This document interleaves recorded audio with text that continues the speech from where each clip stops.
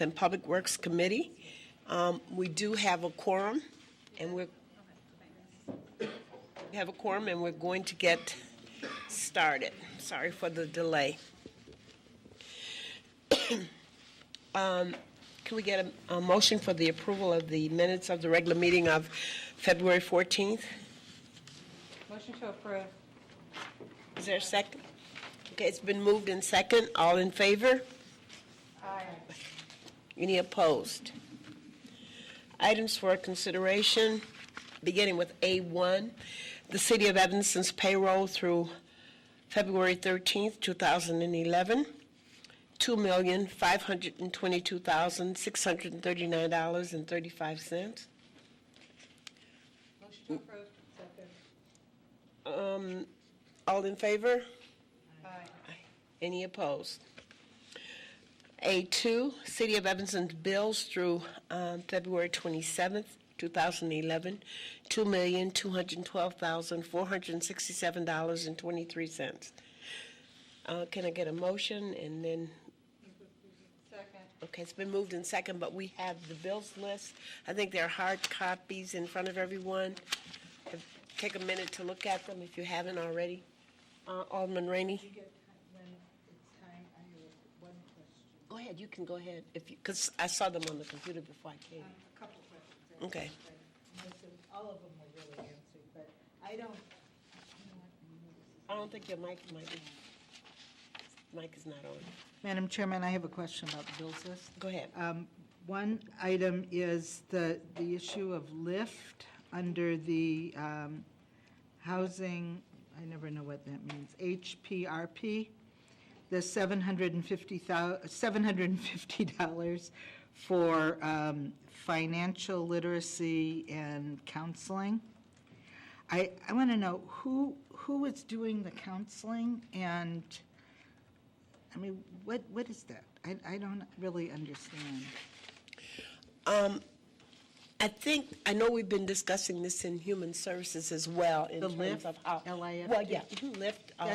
I know what the other program is, but I don't know, I never heard LIFT of is it. a new program, and Neighbors at Work, LIFT, and Connections, and I think there's several others that were given money out of the Rapid Housing program, and I'm not sure what kind of counseling Right. that they have, but they are, I believe, associated with, they were located at Faith Temple Church, but I'm not sure where they're located. Let me zero in on my question, which doesn't need to be answered today. Okay. Because this is a small amount of money, so I'll support this.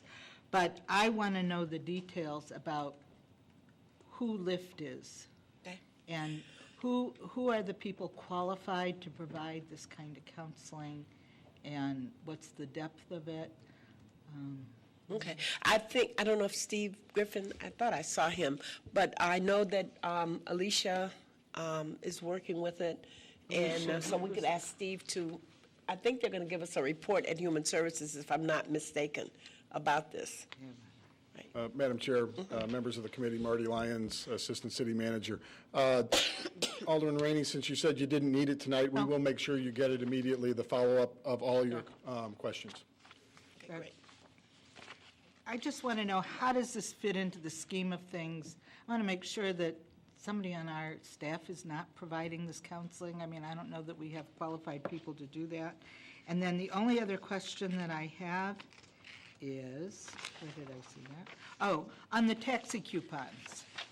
I think it's a little strange, and I realize that one company held all of their coupons and turned them in all at once for a period of time. But it appears to me that even if they hadn't done that, it looks to me like one company is being used more than any other company. And I mean, I like Best Taxi, but I don't understand what's going on with the other cabs. Are they, over the years, we've had information that some cabbies don't want to service seniors or disabled people, and so they don't take the coupons. Some don't want the coupons. And it's interesting that it comes up now, because I was going to ask for a report on the taxi coupon program. We used to get one every year. I don't think Human Services is getting that, are you? We haven't had one. We haven't had one. I think we should see how many I don't need it tonight, but how many coupons are being issued, how many are being used, and what's with these taxi companies? Okay. Those are the only two questions I have. Okay. Is there anyone else? Have you had a chance to review them? It's been moved and second. All in favor? Aye. Okay. A31, approval of a contract for the Watercraft maintenance and repair services. Staff recommends approval of the lowest responsive and responsible bid for Watercraft maintenance and repair services in the amount of $31,680 for the period of April 15, 2011 through April 14, 2012. Funds provided by the Fleet Service Fund for major maintenance, materials, and maintain autos, 7710 .65060, with a funding for the budget for 2011 of $910,000. The allocations for these services within the budget, which is $35,000. Is there a motion? Move approval. Second. It's been moved and second. Are there any questions? Just want to point out something. I thought, oh my, this is an awful lot of money for a boat. But, I mean, it appears that we have 7 units, 7, I don't even know what to call them, boats, watercraft, and trailers, et cetera. So that's quite a fleet. You know, I was a little surprised. Are some of them wave runners, or whatever you call those things?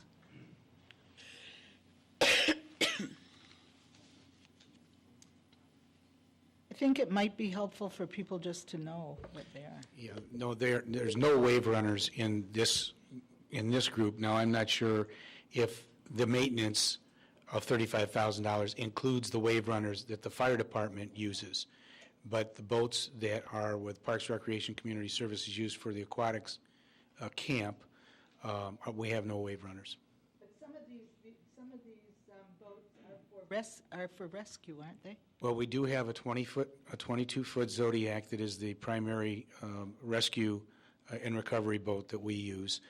And when that's down, then one of the 17-foot would be in the water to replace it. But we do have one specifically that is designated as rescue boat. And where do we keep all these? The rescue boat is kept overnight in the Coast Guard slip at the Wilmette Harbor, and there's no cost to us. The other boats are trailered back and forth from the service center in the summertime to the lakefront and launched at Church Street. I thought one of the comments was interesting in the report. It says, there are no Evanston-based businesses that can provide this type of marine mechanical services. And I wrote a comment, why would there be? We don't have a marina. And just think, if we had a marina, we would probably have all of those kinds of services. Time out. I can see boat sales out on Oakton. You know, it'd be exciting. All right. Is that it? That's it.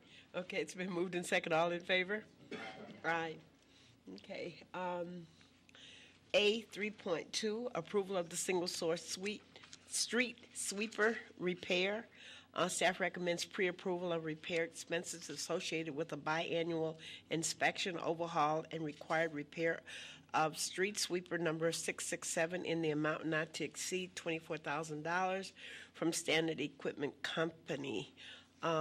Standard has provided an estimate of $21,829.37 for this work. Funding for this service will be provided from the 2011 budget, which, of course, just like previously, the amount of that whole budget is $910,000. It's been moved in second. Are there any questions? Okay, all in favor? Aye. A3.3, approval of recycling collection vehicle purchase. Staff recommends approval of the purchase of a recycling collection vehicle in the amount of $153,170 from Trans Chicago Truck Group. Funding is provided from the Fleet Service Capital Outlay budget for automotive equipment for funding year 2011, which is $190,000. Second. It's been moved to second. Are there any questions? Alderman Fisk.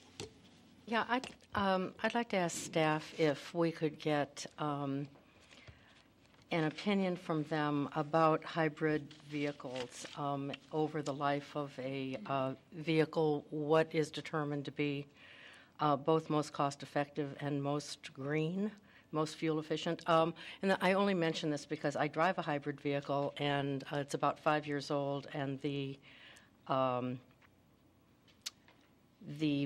mileage has gone down from probably close to 50 miles a gallon down to 40 miles a gallon, and now down into the 20 miles per gallon on a vehicle that is impeccably maintained. And I'm just curious as to if there's that kind of information available on commercial-type vehicles.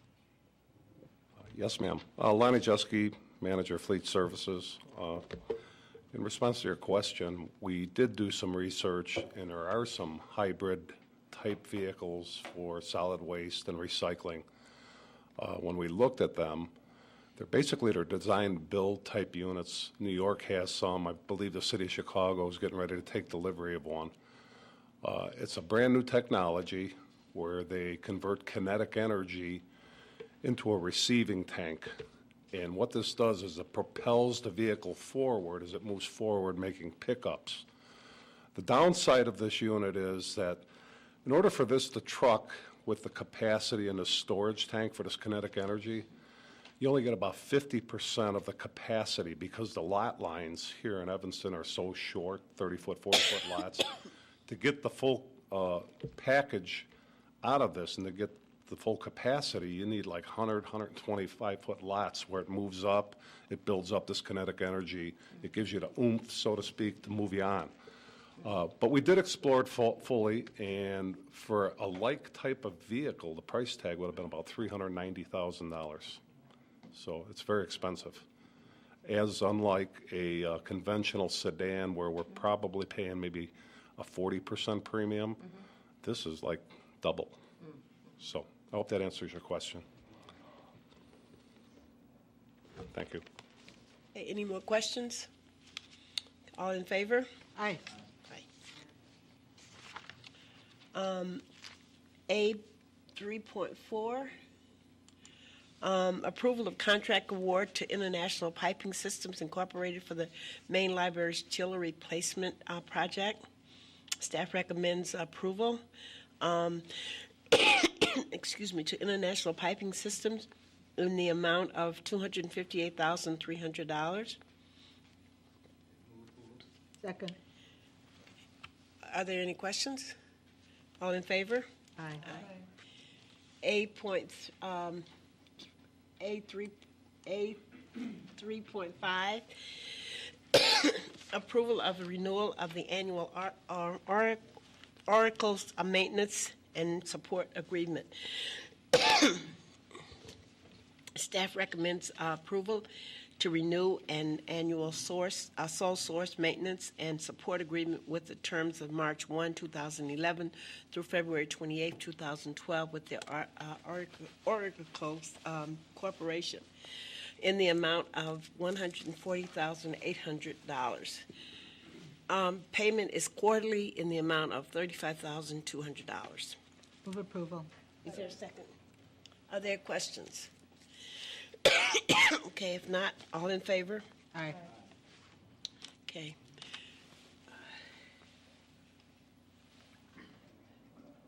A 3.6, approval of contract award to Claus Brothers for the Brummel Richmond Tot Lot renovation project in the amount of $234,180. Move approval. Second. Are there questions? Yes. Madam Chairman? Yes, Would you Alderman Rainey. would you like to take a break? No, I'm just going to get a cough drop. That's okay. I'm sorry. Go ahead. This has just taken a very long time, and I really hope that we take a look at the way we manage the construction, reconstruction, renovation of our parks. We had a neighborhood meeting, I think it was 2 years now, coming up. And it just shouldn't take this long. And I understand there's an issue with when we go out for bonds and this and that and the other. But I certainly thought we were going to get this done in a year, and I think others thought that, and didn't happen. And there are all sorts of reasons why it didn't happen, but I think when we have small parks, we ought to make an effort to bring them to the community and get them done within a year. That's what I think. I mean, like the lakefront, you can't do the lakefront in a year, but one little teeny park you can do in a year. Yes. Thanks. I have plenty of it here. Thank you. Alderman Holmes? Alderman That's all I have to Jean-Baptiste. say. I'm very grateful for everything that's going to happen there. It's going to make a big difference. But Right. Yes. Alderman Jean-Baptiste. Yeah, in light of that concern, Alderman Rainey, one of the reports I think we received a couple of years back is the schedule for renovation of the parks in the city. And I know I've not heard or seen anything in the past couple of years. I don't know whether you intend to publish, I'm talking to Mr. Gaynor, you intend to republish that to the council members so they understand the rotation? Because I remember maybe 2 years ago when we talked about Mason Park, 2011 is supposed to be a year that we do something there, and I know that I may be wrong, but I'm saying that the rotation is important to all of us because we get a sense as to when the parks within the wards would be renovated. So, Doug Gaynor, Director of Parks, Recreation, Community Services. We publish, I think citywide, a 5-year capital plan, which then would show what parks would be proposed as far as redevelopment is concerned. So that's the latest document that would be published, and I believe some of that will be discussed on the March 22nd. Some of the capital projects or capital, how we're going to address capital. But clearly, after the first 8 or 9 years after the published the strategic plan, things started going based on what the city could afford and in that order. And that was the 5-year plan that we published. City Manager.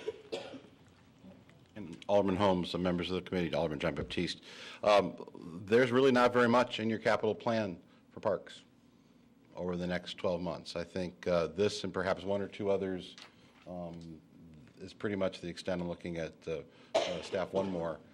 So that plan that you're referring to is no longer valid because there aren't the funds to support it. So we can continue certainly to talk, as Mr. Gaynor mentioned, the special meeting I've asked the council to have on the 22nd of March is to really address if we're going to move forward with improvements such as that you're referring to, where does the money come from? But I think, and Ms. Levine, what's the other park that we've got programmed for the current year? Some repairs at James Park for the irrigation system. So those are the two projects that we're looking toward for fiscal year 2011, citywide. Okay, so then how, I understand the money is a significant factor, but, you know, how will you be making the assessment as to what's needed, what will be funded? Is it on the basis of aldermen coming forward and saying, look, we have an urgent need, or is it some assessment that, you know, Parks and Recreation will make and bring that forth as to what should be priority at what period of time? I think it's been a little bit of both. I think, though, when we came to you with the budget, we weren't funding really anything. The Brummel-Richmond lot had been already in the design phase, so that was one of the reasons why it rose to the top. And I think the irrigation issue was 2 years. So that's a second year of a 2-year project there. So really, there are no new starts that are being proposed for the current year, for funding reasons. So, I mean, aldermen regularly come to me and to Mr. Gaynor and his staff with concerns about parks citywide, but it's really come to a funding issue. And I think one of the challenges we have as a community is that list is really long. There are lots of priorities for parks, for our large community center facilities, which we have no money for. And so I'm going to be looking to the council for guidance as we start working, unfortunately, on the budget starting for January 1st, 2012, for some guidance from the council, because I don't think we can go with only doing the Brummel-Richmond tot lot and Phase 2 of irrigation at James Park. That's not enough. There are greater needs citywide, and I need some assistance and direction from the council to identify funding sources for those other priority projects. Okay, and so the process there, I just want to know, that's going to be, I mean, you will take input from the council members, but ultimately, I mean, whenever money Sure. would become available, you would make the determination of priority, because No, the how council else would you make do the it? There was a determination. rotation. We said we can't afford to fund repairs as we had planned, and so then what is it? Is it the Well, we came to the squeaky wheel, council or what? over a couple of meetings with the capital budget. We gave you a listing of what we thought were the priority projects. And I believe that it was the second of maybe 3 meetings. I expressed a concern to the council that it was still $1 million more than perhaps was appropriate. The council agreed and asked me to go back and come up with an alternate plan. We came back to the council with that alternate plan maybe a month ago. Was it just the last meeting? Time flies. So 2 weeks ago, and then the council approved the final capital budget for the fiscal year beginning tomorrow. So this was all a council discussion, again, probably over 3 meetings, but it really is coming to a funding issue. That's really where we're down to, and with the general obligation funding for all capital projects next year in the, is it Mr. Lyons says 6 million range is the final number? Yeah, geo capital projects. 5 million for the CA capital improvements fund and about another 4 million out of water sewer. Okay, so 5 million out of the general capital projects fund and then an additional 4 million out of the enterprise funds. So this is a much pared back list. So the list that you were referring to, which started this conversation, was from a time when we were issuing general obligation debt, not quite double that, but probably pretty close to double that, $10 million. So that's a $5 million reduction as we're looking for 2011, as we may have had in 08, 09 timeframe. So it's a real problem. I guess the long answer to a short question is you're absolutely right, that there are these lists that have been discussed. The Parks and Rec staff does facility evaluations. Our challenge is when we have no money to move forward with those projects, absent issuing more debt that we can't pay back, what do you do? And so one of the questions I'll be asking the council on March 22nd is, what do you do? And how can we continue to make needed capital improvements without having our over $100 million capital budget debt, which we have no way to really pay back that principal in a productive, expeditious manner? What do we do? Expand on, you made the comment in terms of those lists are no longer valid.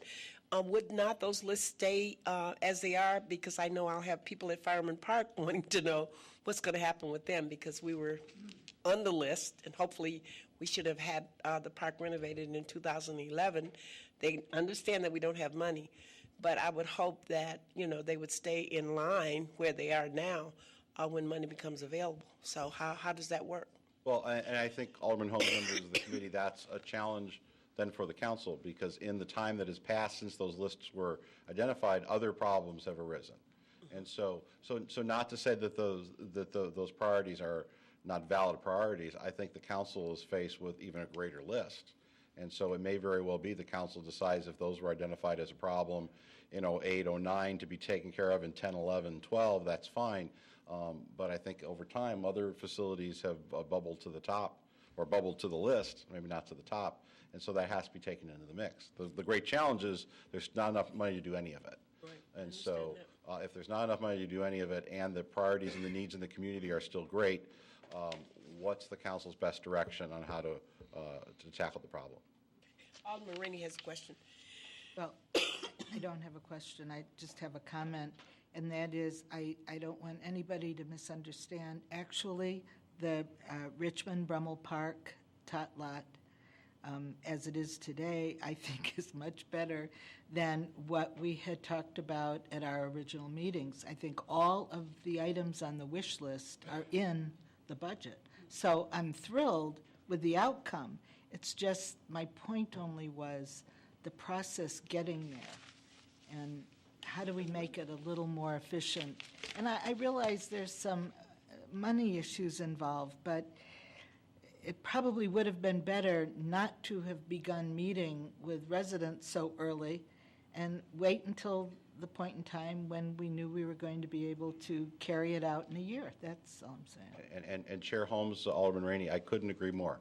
And I think one of the things we have tried to do with the capital budget is to have a much more realistic snapshot on what we can do and what we can fund. And I think we've asked the council, and the council has been very willing to help us readjust those priorities. I think previously, over the course of several years, there was a disconnect between the needs and the expectations of when projects would happen and the costs associated with them. And I think this council has been very, very good, but be very upfront to marry those two things together. So we've tried, as finances, we're not saying, oh yes, but this project's right around the corner. These projects aren't right around the corner if they're not funded. So as the council is funding projects, we will activate the appropriate community meetings. Again, the reality is with a much smaller list of funded projects, one, it's easier to get with the community at an appropriate time, and two, to address Alderman Rainey's point, it's a whole lot easier to manage projects when you have fewer of them. And so I think we've had to go through some readjustments. Clearly, where we're at, I think we are at the ability to do the projects in the year that they're funded. And as we move forward and identify additional resources, we'll be able to adjust accordingly. Okay. Great. I just wanted to make One one more. last comment. I misspoke earlier. I meant Penny Park as the park that's supposed to be up for priority. But my concern is that as we, make the choices, it's important for each council member to understand clearly why something is taking priority over another. Because, some of us expect certain parks to be done, at a certain point in time. And if something else comes up, it's important to publish the information so we clearly understand it. And what we've tried to do, and I think is part of one of the council's goals, is that there had been a little bit of a disconnect between what the council's priorities were and then if something else came along. And I think what I've heard very clearly from the council is if something else comes along, then please come to the full council and say, how does this something else fit with the list that's already been approved? And again, lack of resources makes this a lot easier because it's just fewer numbers, fewer projects. But I heard very clearly from this council over the last couple of years your frustration that somehow things bubbled to a top of a list and you weren't really quite sure how that all happened. Again, lack of money takes care of that problem. Thank you. It's been moved and second. All in favor? Aye. Aye. Okay, A4, approval of policies for sponsorship and advertising. Staff recommends that the city council approve guidelines regarding sponsorship, advertising, and strategic suppliers, relationships with the city of Evanston. Policy provides guidelines for the solicitation of advertising and marketing partnerships. The development office, under the directions of the city manager, will be responsible for the implementation of this policy. Are there questions? I'm sorry. Second. It's been moved and second. Are there questions? Yes. Alderman Fisk first? That's okay. Let Anna go first. Yeah, I do too. Okay. Do you have a question too? Perhaps I can start with the preamble, Madam Chair, members of the committee, and Devon Woodard, our development officers here, and he can deal with some of the specifics. As you know, with the creation of our development office, one of the things that we are looking to do is maximize non-tax revenue in as many ways as we can identify, and certainly sponsorship advertising and the issues of strategic suppliers, and that is, I think, having products that would be the official product of the city of Evanston is a way in that direction. I think one of our challenges is now that the council is considering a policy, how will it actually work, and what kind of interest is there in the business community for all of the above, advertising, sponsorship, strategic suppliers. The second issue that you have before you is sort of the next iteration of that, and that is, from an advertising perspective, a pilot program that would allow us to go out through an RFP to find a third party to solicit interest among the private sector, the advertising community, for specific areas within the city of Evanston. So this policy is meant to provide a framework to get that started, and then with that, the next item before you deal specifically with a pilot program for advertising. This is absolutely a work in progress. This is new territory for the city of Evanston. It's new territory, I would say, probably for most any other community outside of perhaps the city of Chicago and maybe one or two other communities in the state of Illinois. Again, I think I've heard pretty clear from the council that you're supportive of finding non-tax revenue sources for the city, but I think they need to be balanced. They need to be consistent with the character and flavor of the city of Evanston, and I think that last part is going to be very challenging for us. And with this policy, I think we're laying an initial framework to get started with the pilot program, taking a next step with that. And certainly, Madam Chair, when the next item comes before you, I think certainly an opportunity to talk a little bit about that as well. Before we move on, did that answer you, Alderman Fisk? I have lots more questions, but I'll wait Okay. till the next point comes up. Alderman Burrs? I think we can all talk about the next one. At the next one, till we get to A5? Alderman Rainey, you too? Sure. Want to wait till we get to A5? Okay, all right, then, it's been moved and second. All in favor? Aye. Aye. Okay, are there Opposed? Any opposed? any opposed? Yes, no. One no. Okay. A5, approval of the City of Evanston advertising pilot project. Staff recommends that the City Council support the distribution of a request for proposal, an RFP, to implement an advertising pilot project to select city assets within downtown Evanston and along the city's lakefront in order to secure additional external revenue from the non-traditional sources. Staff recommends that the City Council approve the creation and distribution of an RFP for an advertising pilot project, which could provide unrestricted revenue to support the city's program and initiatives. Is there a motion for approval? Motion to approve. Is there a second? Second. It's been moved in second. Are there questions?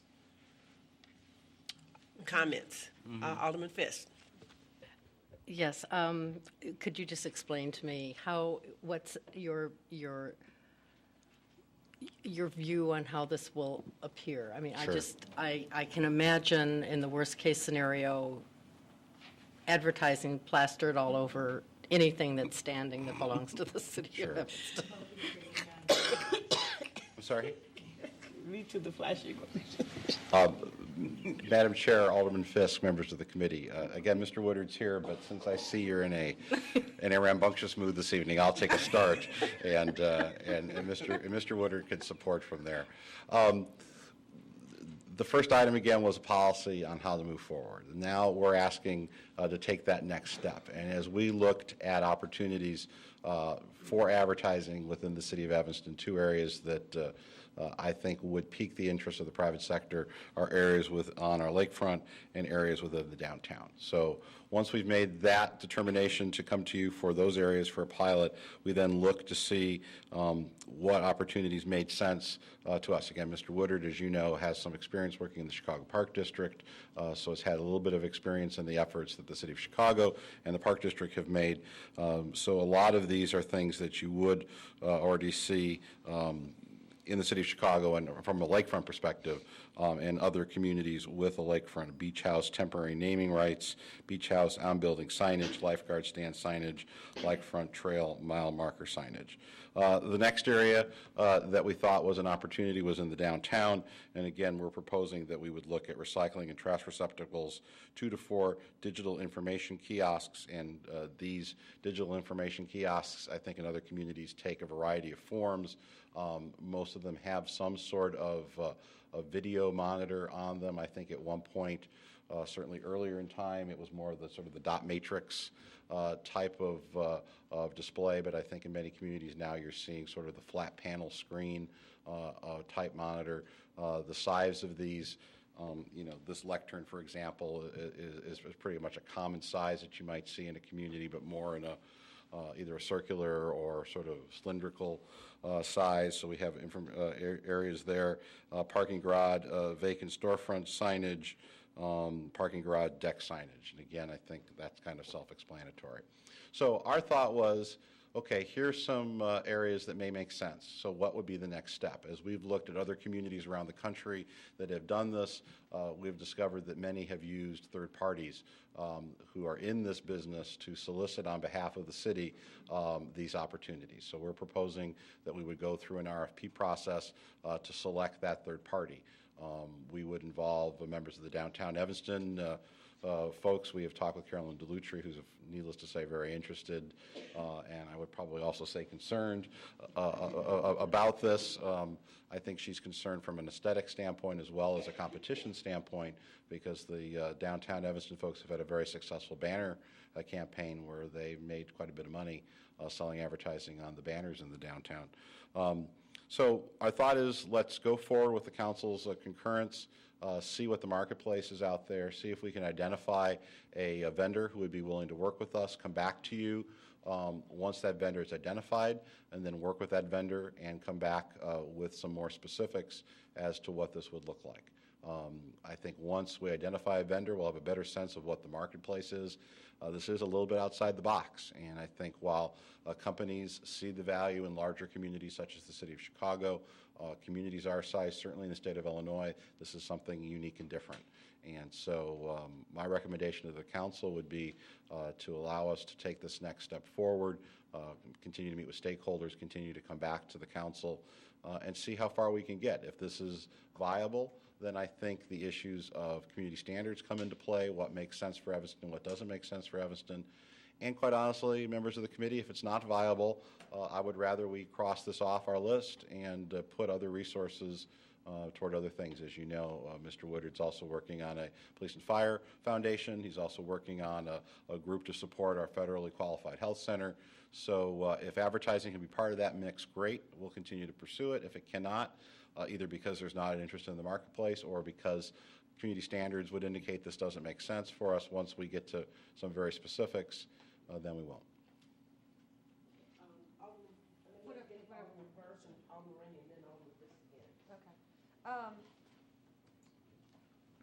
A couple, 5 questions. First being, I'm just wondering why we picked beach house, lifeguard stands, lakefront trail marker, and it seems that it might be also looking at something like naming the dog beach for a year. That seemed like something actually that people would be more excited about in many ways, and it's less flashy or something. Also, I think the parking garage idea is fabulous, but also I think that when we're talking about sponsorships, that special events make some more sense than I'm not saying that these are bad ideas, but I think also to expand it a little bit, where if we're dipping our toe in the water on sponsorships and advertising, that special events and being able to say, we know for sure this many people are going to be at this event or in this time frame and coming from around this Chicagoland area, that may be a good place to start. As far as the signage, if we're going to do the beach house or the lifeguard stands, even though you talk about it going through the policies of the city with sign review and all of that, I'm not sure that our code on sign review will address the type of sponsorship signage that you're looking to attract. And you may want to look at places like the Art Institute. They have galleries that are supported by corporate entities, and you really don't even notice it because of how the plaques are done in the galleries. So when you hear advertising and you hear sponsorship with names, everyone kind of goes, you know, but it can be done tastefully. It can be done in a way that benefits both the company and the city. So I just think looking at entities that do sponsorship signage may be helpful going forward. And Madam Chair, if I could just respond, Alderman Burris is absolutely correct that the sponsorship issue is absolutely much more of a low-hanging fruit issue for us. Mr. Woodard, as he reported to the council a couple months back, is doing that himself. And so those activities are already underway. We're here this evening because it's Mr. Woodard's experience, and not only personally, but looking at what other communities do, the use of a third party for the advertising component. So we're already moving forward with the sponsorships. Maybe at an appropriate point, you could speak to the work we've already done, looking forward toward the summer events, and that has gone out over the last several months. Okay, I was, for some reason, I wasn't sure that we were doing parallel if we were doing instead of. So thank you for that clarification. Yeah, I mean, that's very helpful. you know, Devon is here every day, so he is, as he's reported to the council, as a sort of a portfolio of things he's doing himself. Other communities have found the advertising piece works more successfully with a third party, in essence serving as a broker on the city's behalf. Alderman Rainey? Well, several years ago, while I sitting at the James Park concerts in the summer, all you can see from that hill is the Home Depot sign. So I introduced a request to the council that we hire somebody to get sponsorships for those concerts. And we did hire somebody. We hired somebody, and I never heard another thing about it. I don't know if somebody's sponsoring them or not. But we actually did that several years Certainly. ago. And my understanding was that the city raised about $18,000, Mr. Gaynor? No, is no, that- I was looking for sponsors. Did we get them? Well, through that contract person, there was about $18,000 raised in sponsorship. The decision was made, and this is what, 3-4 years ago? 06, to have it done in-house. And so the Parks and Recreation staff, as part of their many other duties, has made some outreach to that. I mean, I think the Lakefront festivals, both the Cultural Arts Festival and the Lakefront Art Festival, have had good sponsorships. Between you know, the vendor fees and sponsorship have covered costs. It's my belief, Mr. Woodard's belief, that we can do more with that. He is working on that, has been working on that since late last year. So again, I think our approach, my recommended approach to the council, is that this is a multi-tiered process, that Mr. Woodard is not only dealing with sponsorships, he's dealing with advertising, he's dealing with the direct fundraising.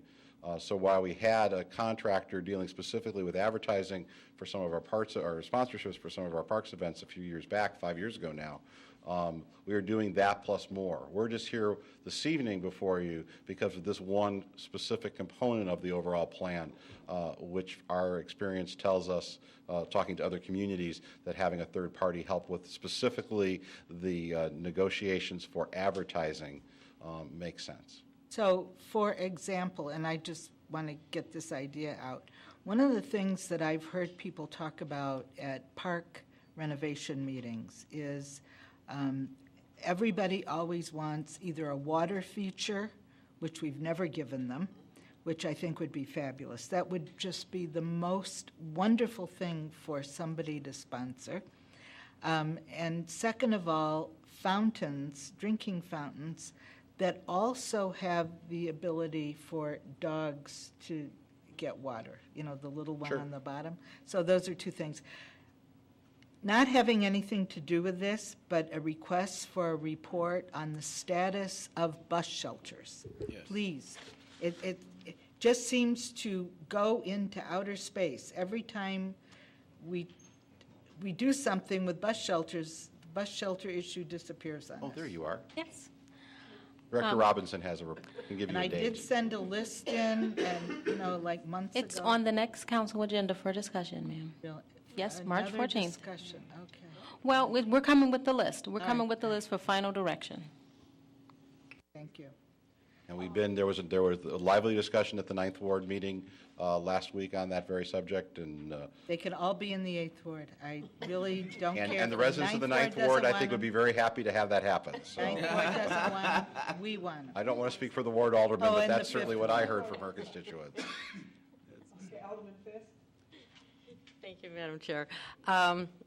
Yeah, I'm reluctant to vote on this tonight, and if we're voting, I would vote no on it. But I do think it's something that we need to talk with the community about. Correct me if I'm wrong, but there's been some recent interest and continuing interest from our citizens to perhaps name some of our community assets in memoriam of loved ones or family members. And I wonder if we've reached out to the community to let them know that we would be receptive to something like that. So before we go 2 steps into an advertising program, I guess I would like the community to know that that's a possibility and that we would invite them to come forward and think about naming rights in terms of a gift or a memorial to someone. I would like somebody to explain to me what parking garage, vacant storefront signage means. Are these 2 things or one thing? If you recall, we have, at least on the Maple Garage, two office storefronts that are there. One is currently occupied by an enterprise rental car. The other is not occupied, so there would be, right now, we've not offered the ability to put an advertisement in the window of that vacant storefront. So we would cooperate with the property owners to, No, this is just the this one. is just for the city-owned? That's correct. City-owned property, okay.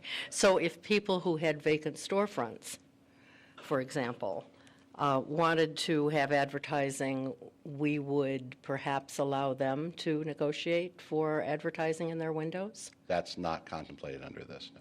Okay. It would just be and I believe it is just the one at the Maple Garage that is under our control.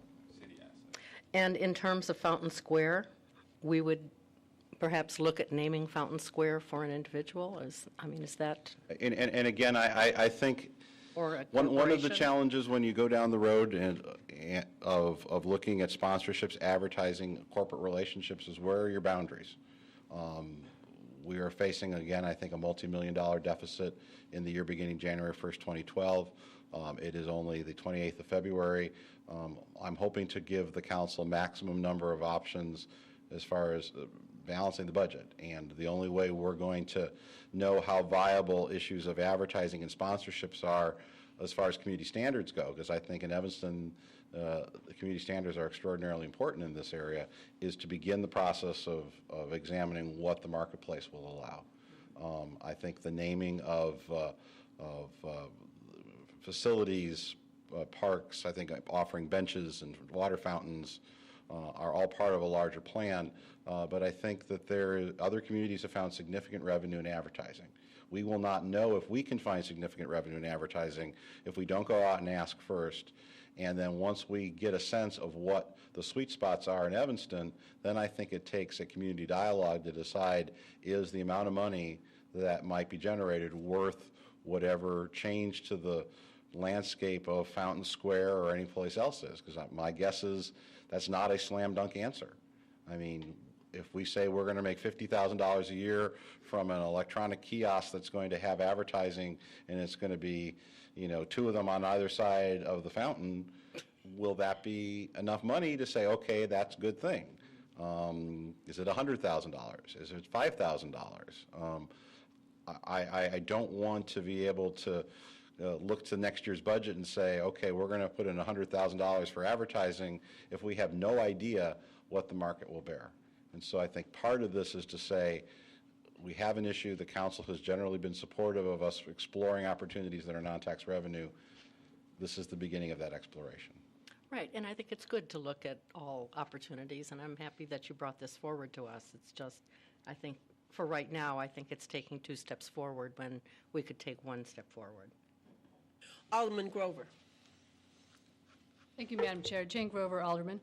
The idea has, if it has traction with the larger council, and it certainly does with me, I have a couple questions.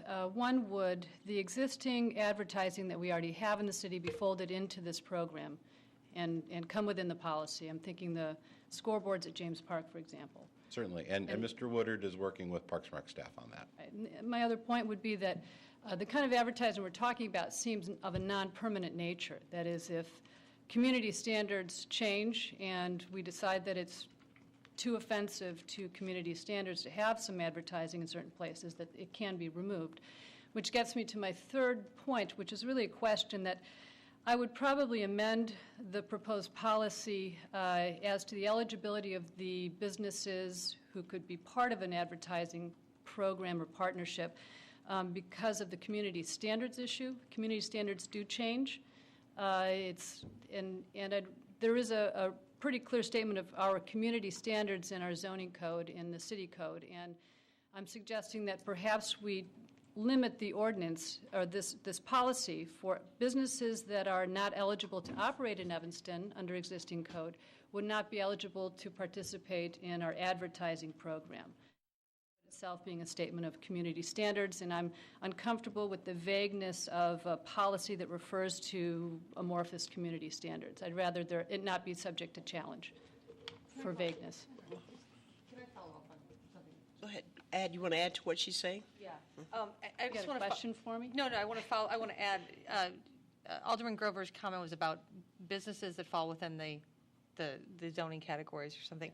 But I also think I want to follow up on it, sort of also Alderman Fisk's point of not just limiting it to thinking of this as businesses, of thinking of this as people sponsoring it, as well as possibly not-for-profit groups or other organizations that we may not want sponsoring. So having a clause of saying we have refusal. I mean, not-for-profits regularly won't take gifts because they don't want to be associated with certain companies or certain foundations or whatnot. So having a clause like that. So I'm just expanding on that comment. So, for example, if tonight we do indeed amend our zoning code to remove pawnbrokers as a permitted business, that we wouldn't want pawnbrokers advertising in Evanston either.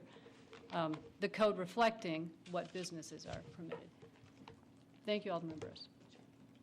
And Madam Chair, members of the committee, I wish this were easy. It's not.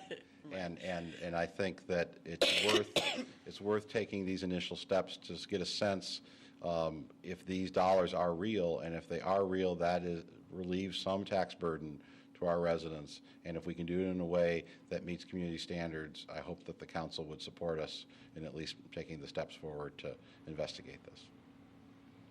Are there any more questions or comments? Okay, it's been moved and second. All in favor? Aye. Aye. Any opposed? 1. So you got a 4-1. Phil's got it. Okay. Moving on to A6, Resolution 6-R-11, authorizing the city manager to enter into renewal of resident artist leases for spaces in the Noise Cultural Arts Center. I believe there was 23 of them. It's been moved. Is there a second? Second. It's been moved and second. Are there questions? Alderman Burris. Yeah, I have questions about the amount that we're charging for monthly parking. What a deal that is. $26 a month for monthly parking, or $17 a month for monthly parking. That seems really, really low. Could somebody tell me why we're charging so little?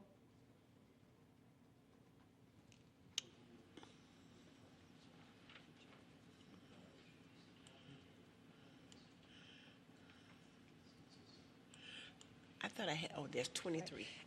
And to clarify, do you have to be a tenant? It says a student as well.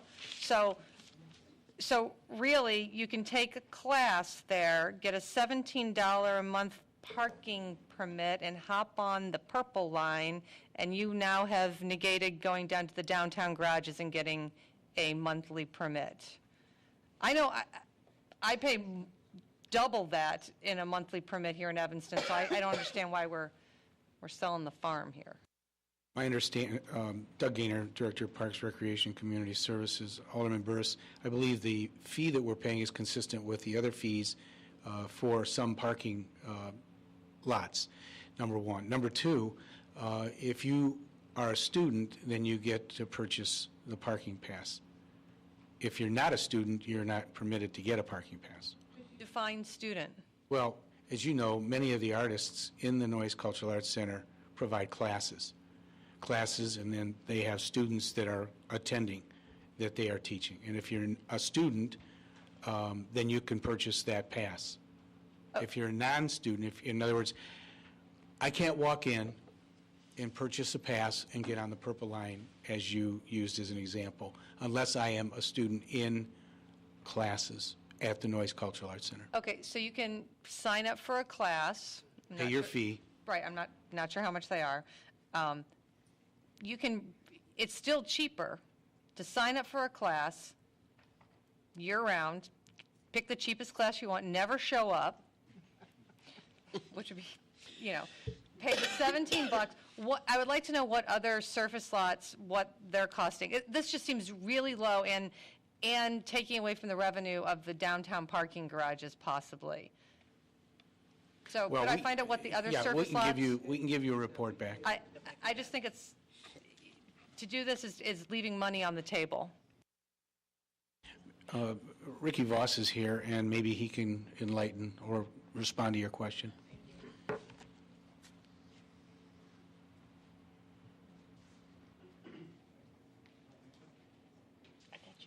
But I mean, before he starts, 'cause- Oh, hold on just a minute, Mr. Voss. Ricky, could you also answer, do you have to be associated with Noyes Cultural Arts Center in order to rent a space in the lot? I mean, you keep saying student, but you have to be a student of a Noyes course. I can answer that question in the affirmative. Okay, all right, so. Okay. I understand. Good evening, Rick Voss, Parking Manager, City of Evanston. To answer your question, Alderman Burris, lots range, basically our base fee, for example, for Lot 53 down in Alderman Rainey's ward is $30. Some of your top, the most that we'll get on the surface lots is about 50. And unless we have come into another agreement or a certain agreement like we just did with community development on Lot 64, where we're not getting the usage in the lot. Okay, so I want to re-clarify that the cheapest lot, other than this lot, is $30 a month. Yes, ma'am. Okay, so once again, how are we justifying giving this away for $17 or $26 a month? To be perfectly honest with you, I'm not prepared to answer that, but I will get you an answer for that and look at previous agreements. Madam Chair, members of the committee, Alderman Burris, I think the simple answer is that Alderman Burris is drawing a correlation that has not previously been drawn. And so if not previously been drawn. And so if you'd like, we can hold this in committee and come back to you. I think what we would need to do is look at all of the leases that we have with the other artists, which have the other parking rate, and see if we can make an adjustment across the board, and we could make it match then the surface lot cost, the lowest one, which would be the $30. Alderman Rainey? What's the term of the leases? I mean, There's 23 of them, and they're for 1 year. I No, know, this but- is to be 3 years. but starting, what's the date? March 1. March 1. Well, that's Which is tomorrow. tomorrow. Well, I think we we- should be very careful holding up these leases. I have a really big problem with leases not happening prior to their effective date. Well, it's only the lease for the spaces inside the building, not necessarily the parking leases. Correct? Judy, am I I right on think that? it's, I think it's. I'm sorry. I have you down. I was trying to. I'm sorry. No, I'm trying to find looking to see if that information was in here.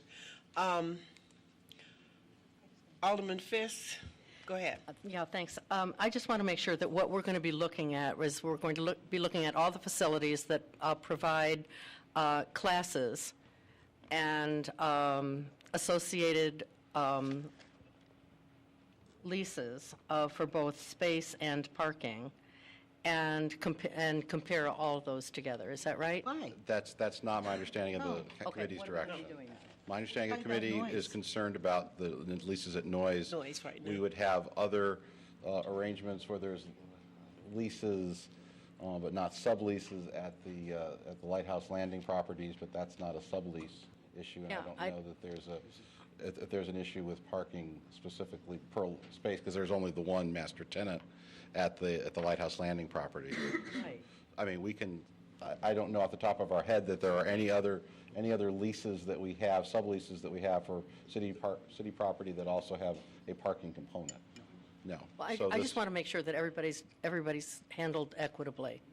What are you thinking of, Alderman Fest? Do you have an I'm example? just thinking, yeah, there are tenants here that lease this space because they're artists and they need studio space.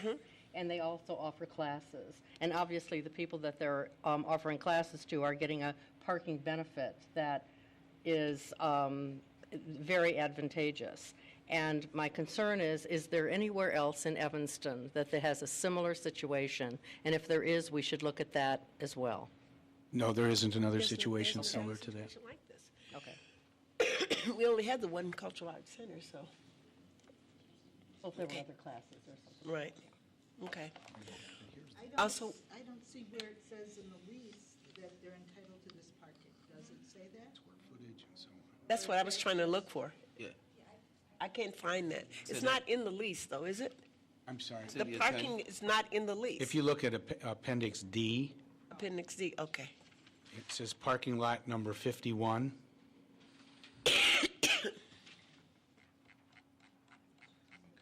See it here? Additional fees? I'm looking to see if it's in the pack. This is the packet.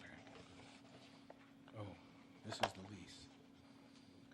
Like I'm in the- It's page 176.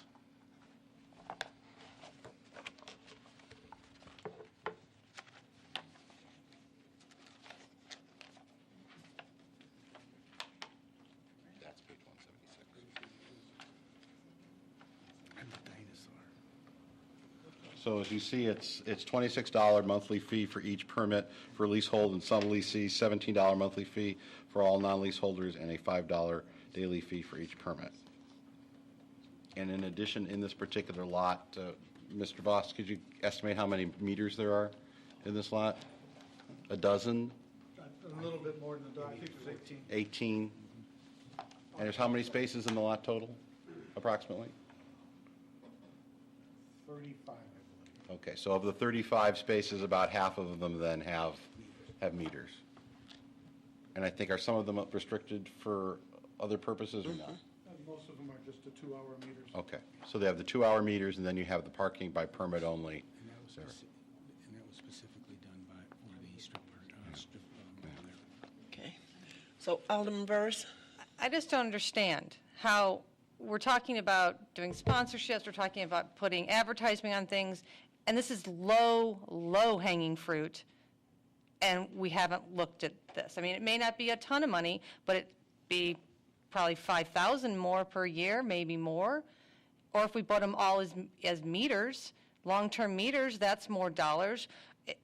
I don't see where in the lease that they're, that we have some sort of obligation to give them parking.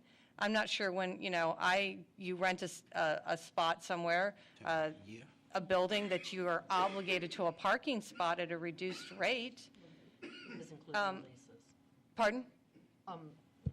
Parking spaces are included in some leases. so Well, it's not necessary, and so my point is, we're strapped for cash, and this is, put some, shut your window and stop letting the heat out. This is easy money. And Alderman Burris, members of the committee, if the committee would like to make a change on Appendix D, page 176, and adjust the parking lot fees to $35 across the board for the monthly fee for each permit for leaseholder and subleasees, and monthly fee for all leaseholders and subleasees, then that is the council's prerogative. Okay, Alderman Rainey.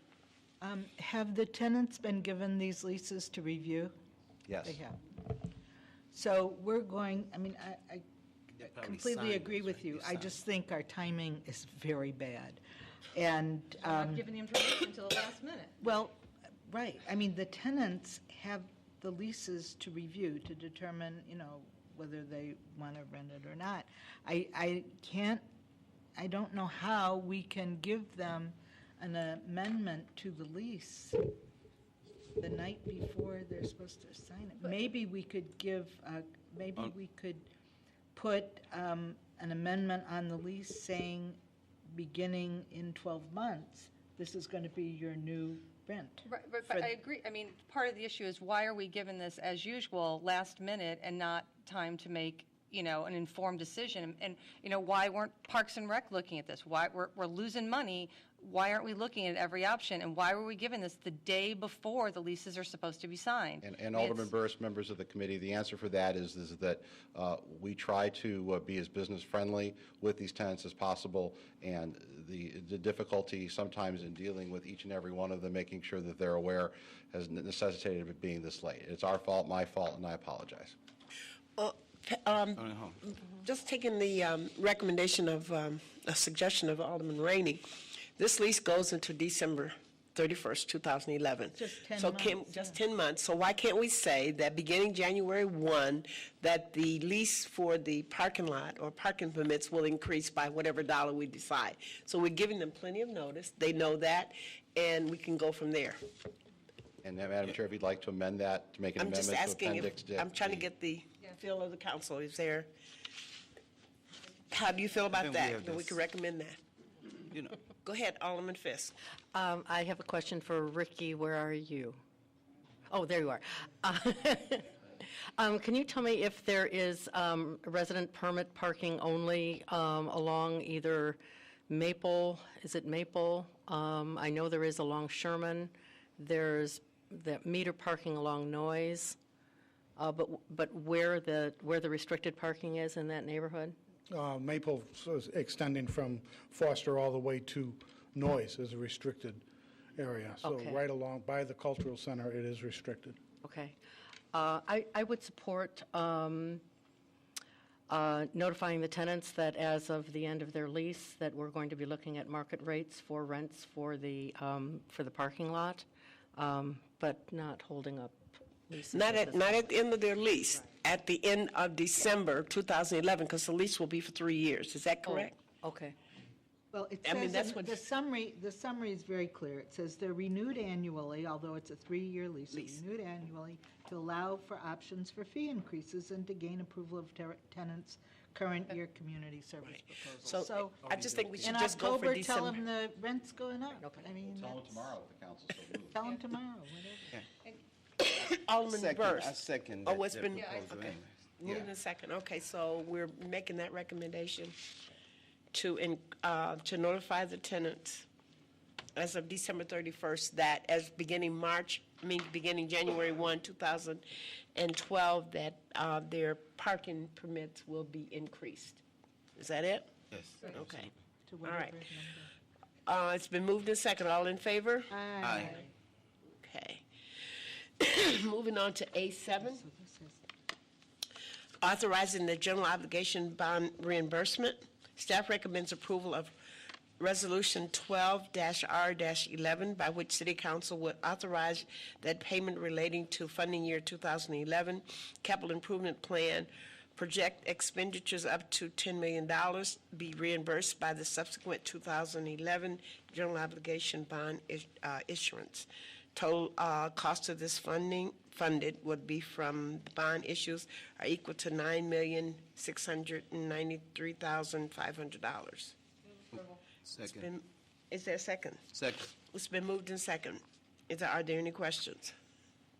All in favor? Aye. Okay, moving on to A8, Resolution 15-R-11, interfund loan of $4 million from parking fund to the sewer fund. Staff recommends a short-term interfund loan of $4 million from parking funds to sewer fund.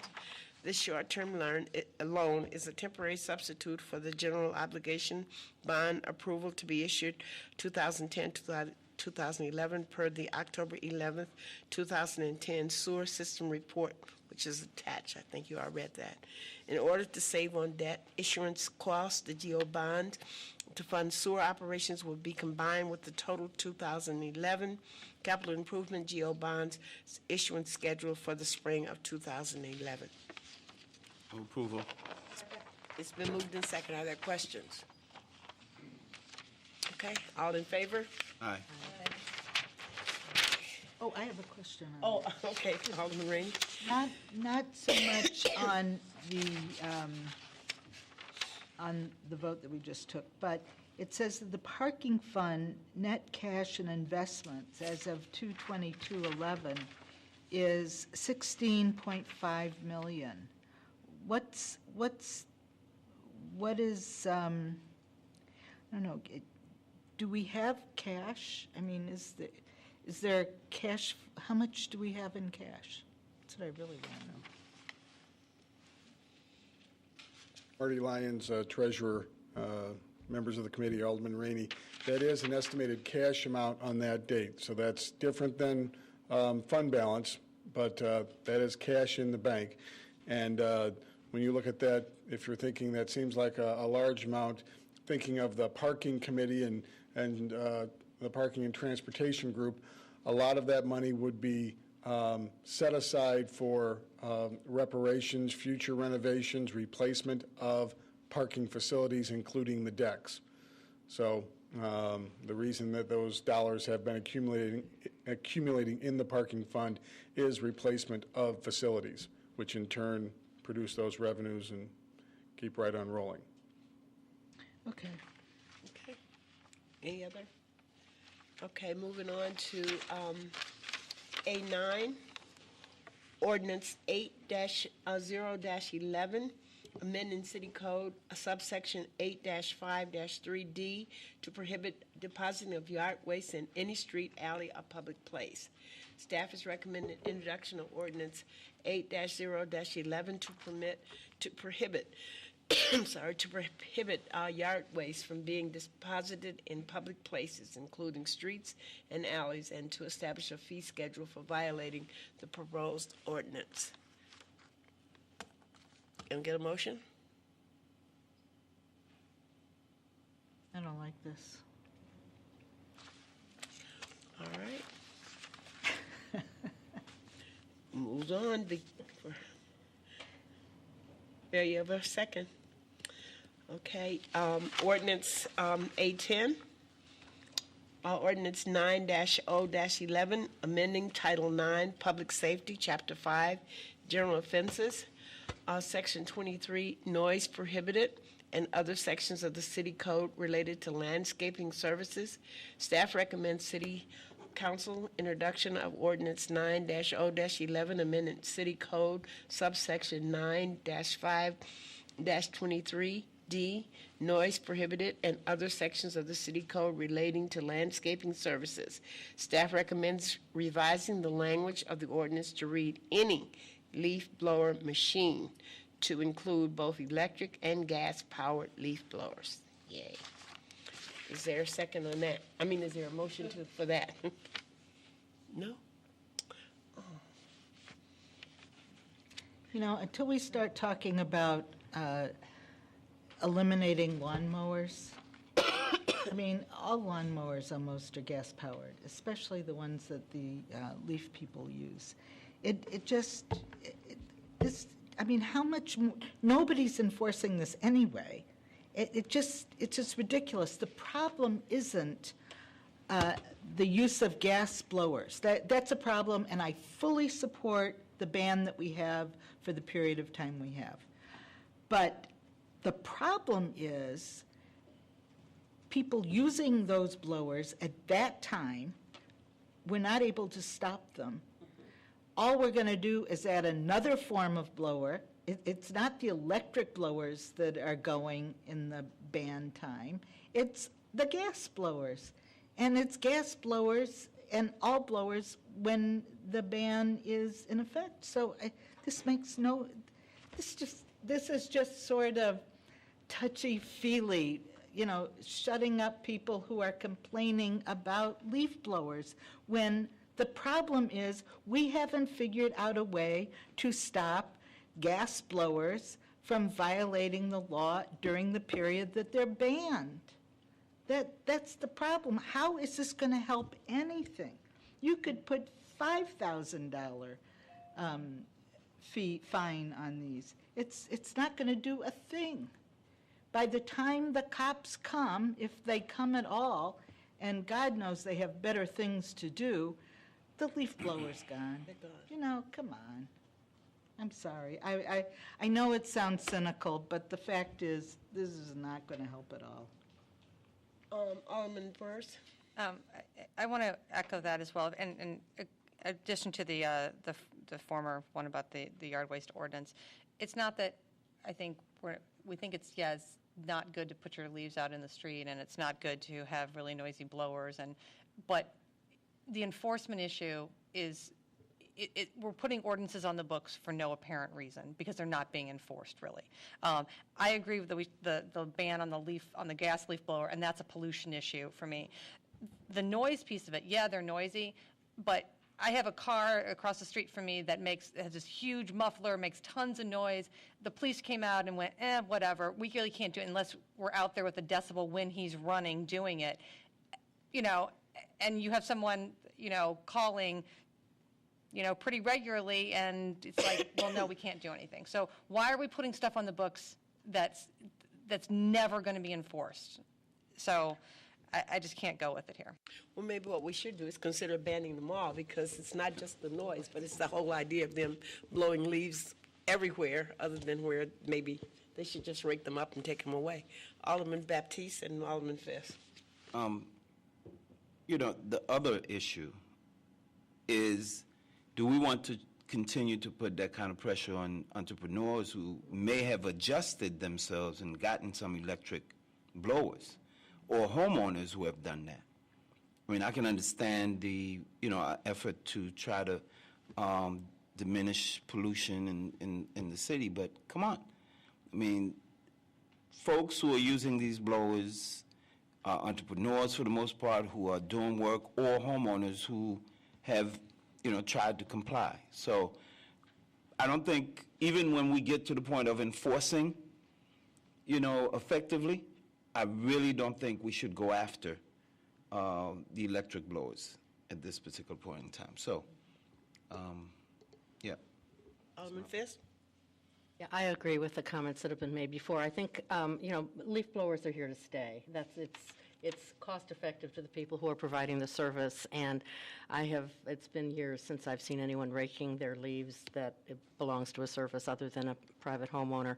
But the health concern of the gas-powered leaf blowers is serious, not only for the people who are operating them, but also for the neighbors who the smell that comes in your window is horrible.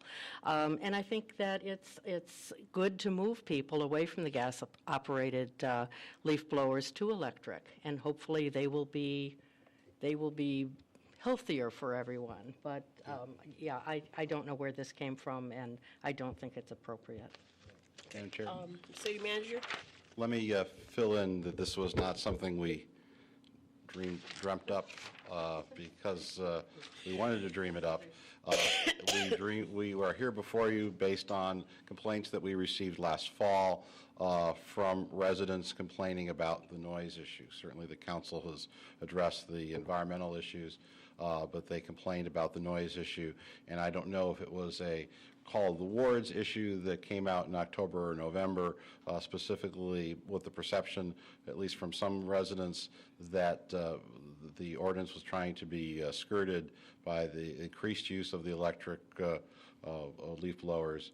But we are here in response to that. If the council feels the community standard is fine, we are trying through the efforts of Ms. Robinson and her staff, and maybe she could speak a little bit on the enforcement side, regardless if the law has changed or not. But the reason we're here this evening is because of the concern last fall on the electric leaf blowers. There's been a delay in bringing this to you, quite honestly, because of other pressing business before the council. Rainey?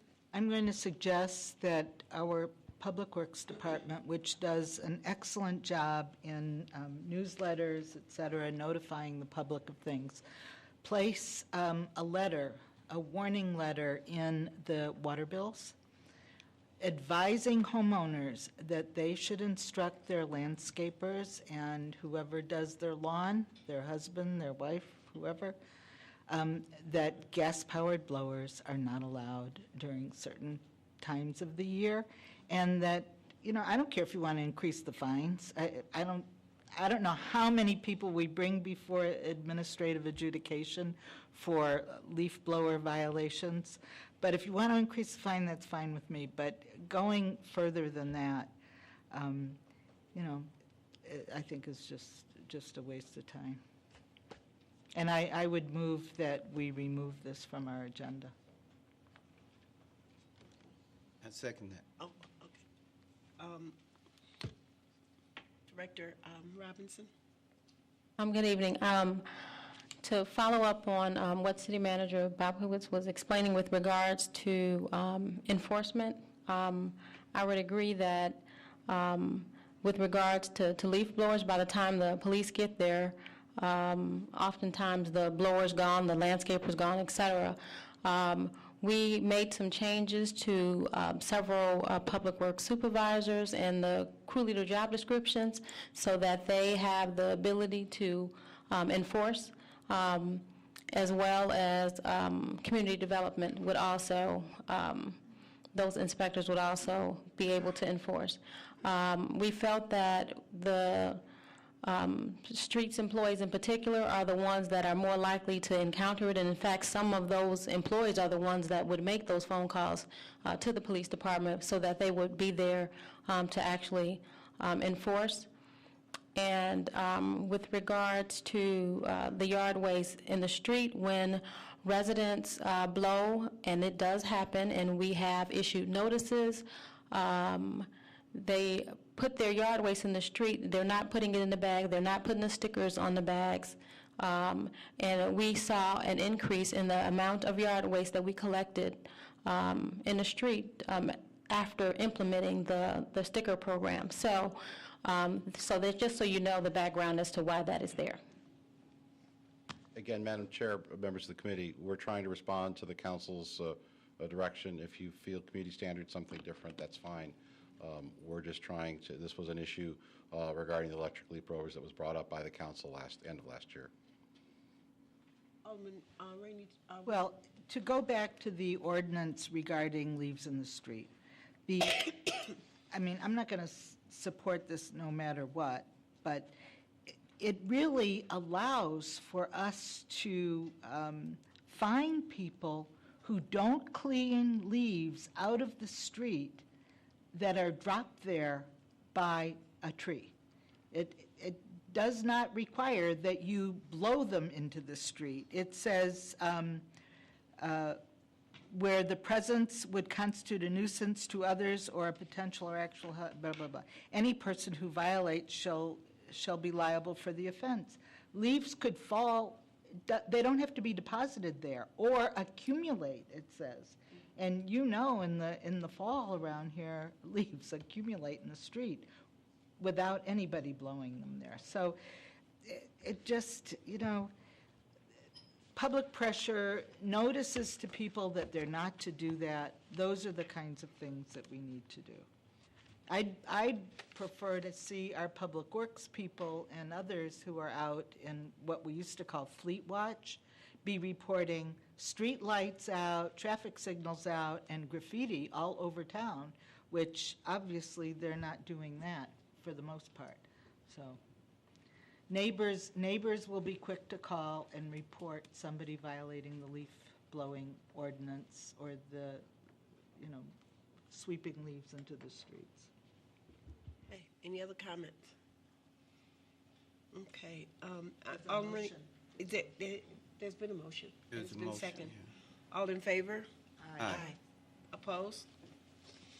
Okay, A11, ordinance 15-0-11, amending civil service commission rules. Staff recommends approval of ordinance 15-0-11. amending the Civil Service of Commission rules, which would grant 2 preference points to Evanston residents, charge applicants a reasonable fee for examination, and reduce the age requirement for applicants from 21 to 20 years old. Second. It's been moved and second. Are there any questions? Alderman Burrs. More, I guess, comments and questions. I think this is a great idea. Having worked in government previously, and there are different points given for if you're a veteran or other things, or previous employment in government, you get points. I think it's a great idea, and it would be wonderful if maybe we could have someone from the city talk to some of our employers in Evanston to see when they're doing their ratings for employees, if they could look at giving extra points to Evanston residents. It's also a sustainability issue of if you're hiring people locally, they're not driving as far. So I thank you for doing this. Thank you for the suggestion. And my only comment about the fee, I agree that there needs to be a fee for testing. Otherwise, you open the door completely, and it makes it harder because we have a cost involved. But also at the same time, if there is a hardship and people can't pay, even though we're not talking about a lot of money, sometimes even that little amount, you may deter someone from going in and taking the test. So just something to look at for hardship. Alderman Jean-Baptiste? Well, I want to really say thank you to Chief Clyburn for this initiative. It's really part of the long campaign that we all have ways to try to make sure that we diversify the force, and we also try to get Evanston residents interested, the youth who are coming up. So I think it's great, and you've started already to engage in a major PR campaign, and you have been doing some work at the high school. There's a class being taught there. So I think it's a great step forward, and I appreciate that, even though it happens at my last meeting as opposed to, 10 years ago when we started hollering. We'll keep the fight going. Well, if I could, just for a second, Madam Chair and members of the committee, Greg Kleiber, Fire Chief, and thank you for the comments. One of the concerns I've had, well, really throughout my career of 25-plus years here is the fact that we have so few Evanston residents on our department, and that's not to take anything away from what everyone else on our force is doing, and they're doing a tremendous job. But I have seen what this profession can do for me, and one who has grown up here and now is serving my community, both as a firefighter and now as fire chief. So, I had a concern about that, as well as the fact that our department does not reflect the demographics of our community. And I think one of the things that I would like to see addressed is that through some type of preference awarded to Evanston residents, and I think hopefully we'll see some results of that. So May 21st, we're going to have a test for new firefighters. We're going to be out in the streets. I put together a recruitment team of diverse firefighters on our job, and we're going to be starting hopefully tomorrow, hitting the streets and all forms of media outlets, and really campaigning to attract the youth of this community. And Alderman Jean-Baptiste, you're correct. We do have a program at the high school, and I'll be talking about this later at the full council meeting, but we need to do a better job of community outreach, and this is definitely part of that. Are there other questions or, okay. Is the committee comfortable with suspending the rules? Okay. Yes. All right. It's been moved and second. All in favor? Aye. Aye. Thank you. Okay. That concludes our meeting. The P&D. No, it's already 25 after 7, so we'll have to. 15 minutes. Okay. Hold on. With the street sweeping discussion. You all have you have to be real fast. That's where. Yeah, you have this in front of you. Should be a packet in. Oh, I see it now. It's on the. Sorry. It wasn't on the. It wasn't on our agenda. It It wasn't on the agenda that we got, that was mailed to us. It's on the blue. Oh, I'm sorry. We're not trying to do Good evening. I'm Suzette Robinson, the Director of Public Works, and I want to talk to you about some changes to the street sweeping program that we're proposing. Realizing that we may not make a decision tonight, but I would need to have a direction by the next meeting so that we can get the schedules published and the signs changed over so that we're prepared to sweep for April 2nd, I'm sorry. Briefly going through the current program, we have several different schedules. We have a biweekly primary route program that consists of the primary routes and some streets that are adjacent to schools and businesses, and they're swept between 4 a.m. and 7 a.m., and they're swept 16 to 17 times a year. We have a special biweekly route program, and those streets that were recommended for additional sweeping, and they are swept between 9 and 4, and they're also swept 16 to 17 times a year. We have a tri-weekly route program, which is the residential streets where there's parking on both sides of the street. They're swept between 9 and 4, and then the one-sided program was merged into the tri-weekly program as well, and they're swept between 9 and 4. And those streets are swept 11 to 12 times per year. Last year, we did a one-sided pilot.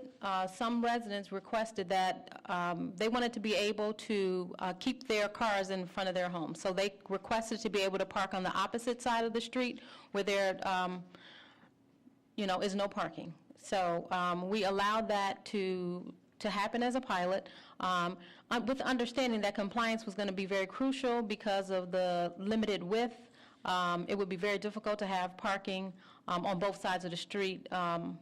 So some of the problems emerged, and we've had to remove some of the signs and discontinue allowing the opposite side parking.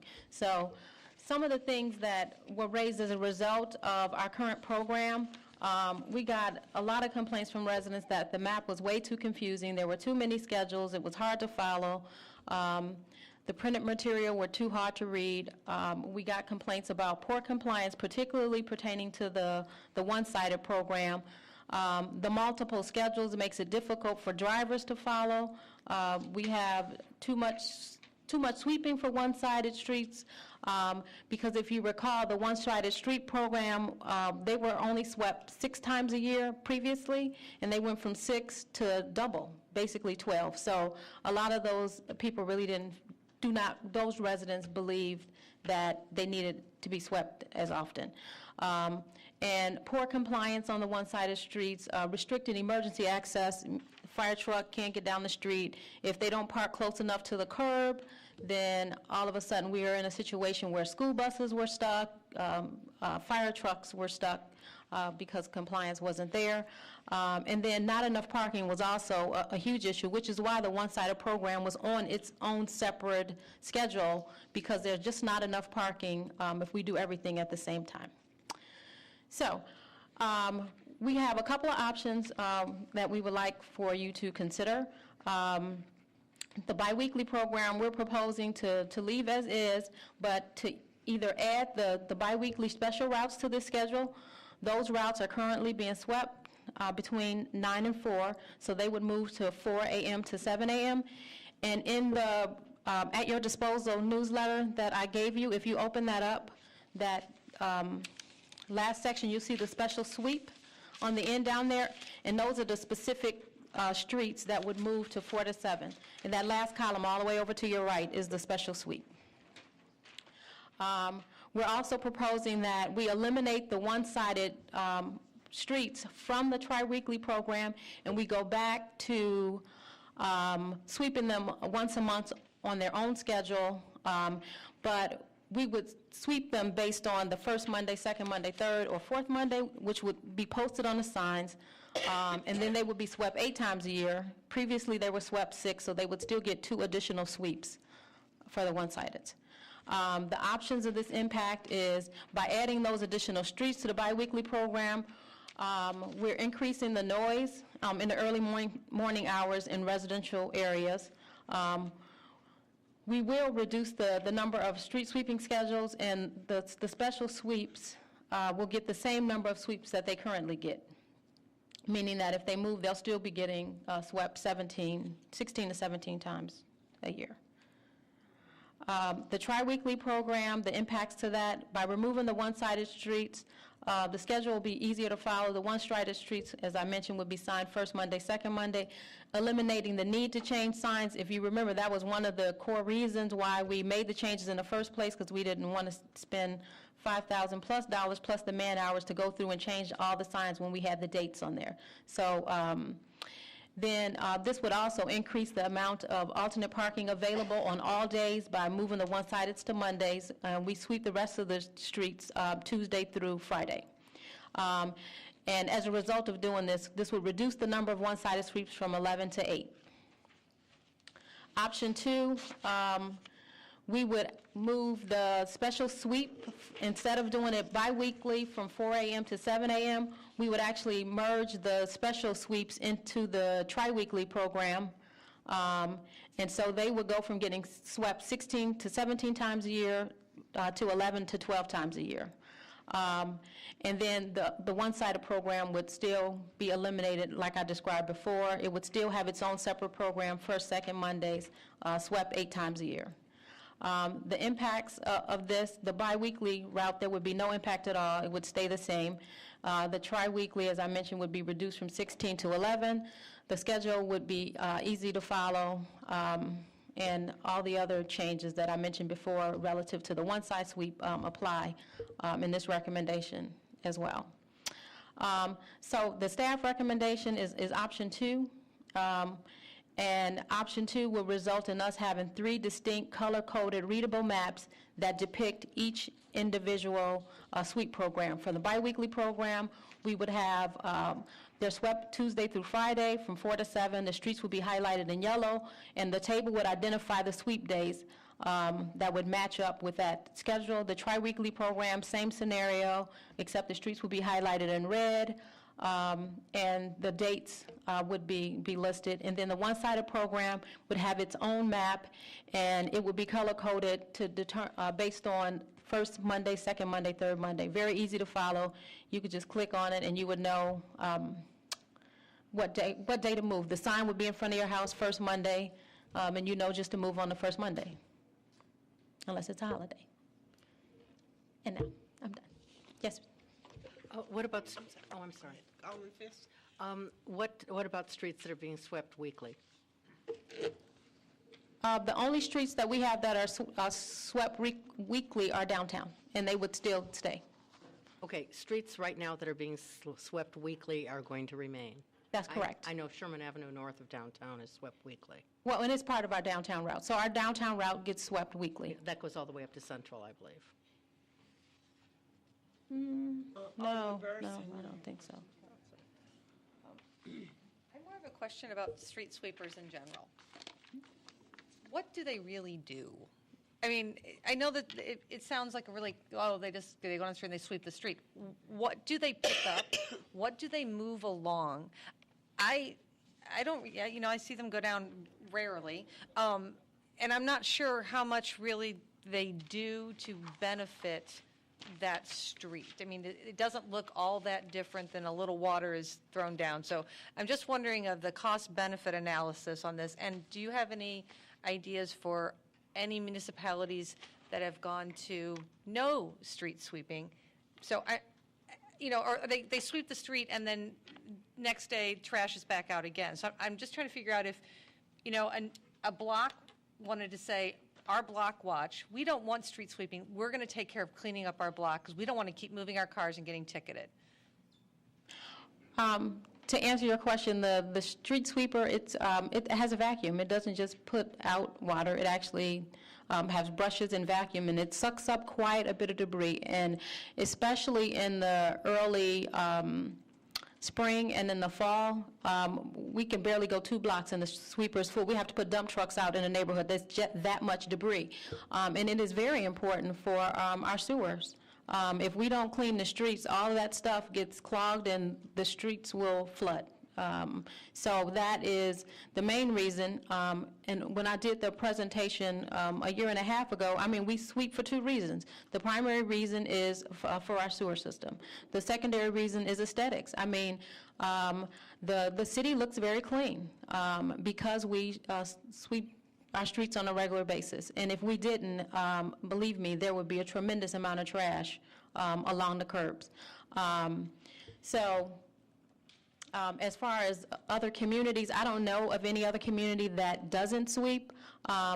They may not sweep as often, but they also will sweep overnight. Most communities actually sweep at night, but they also don't have on-street parking. So there's no way that we could sweep at night because we have, that's why we have such a complicated schedule, because we have so much on-street parking.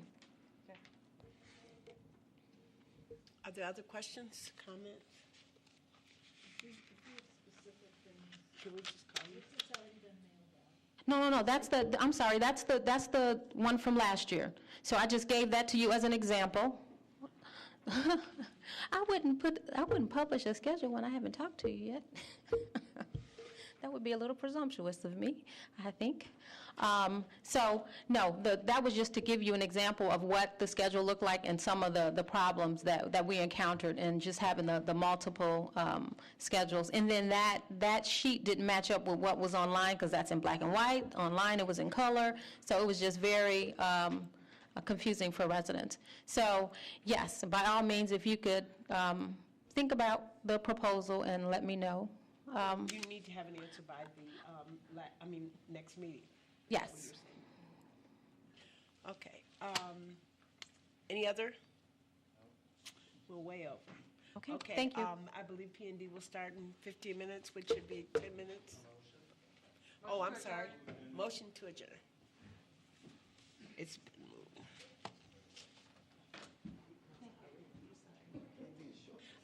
You see.